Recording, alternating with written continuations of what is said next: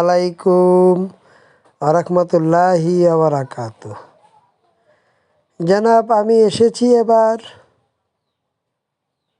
কি নিয়ে তা আপনারা জানিয়ে দেবেন আল্লাহর রহমতে।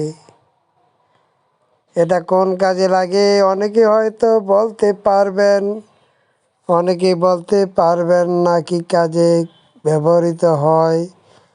এই মালটা আপনার এসএস কিনা তাও আপনাদেরকে বলতে হবে।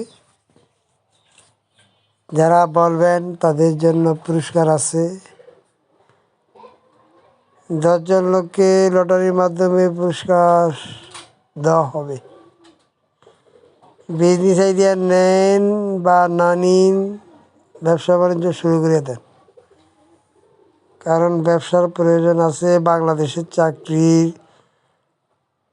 বাজারের অবস্থা খুবই খারাপ। তাই আমরা যারা বেকার, এখনও কাজকর্ম করতে পারি নাই, কর্মসংস্থানের সন্ধানে খুঁজতে পারি নাই, সে সমস্ত ভাইদেরকে বলতেছি, আপনারা রুজি রোজগারের জন্য কাজে নেমে পড়ুন। কাজে নামার আগে পুঁজি বিনিয়োগ করবেন কোথায় তা ভেবেচিন্তে করবেন। কোনো লোকের কাছে টাকা জমা দিবেন না, নিজের ব্যবসা নিজে করবেন। যৌথভাবে বিজনেস করার প্রয়োজন নেই, যৌথভাবে বিজনেস করা ভালো না। এককভাবে বিজনেস করবেন, পুঁজি না থাকলে ক্ষুদ্রভাবে করবেন। ব্যবসার অভাব নেই বাংলাদেশে, প্রচুর পরিমাণে ব্যবসা আছে বর্তমানে। আল্লাহর রহমতে বাজার প্রসারিত এবং আমদানিকারক রপ্তানিকারক বাংলাদেশে বৃদ্ধি পেয়েছে। যারা আমদানিকারক তাদের সাথে আমরা যদি যোগাযোগ করতে পারতাম তাহলে তাদের কাছ থেকে আমরা পণ্য কিনতে পারতাম।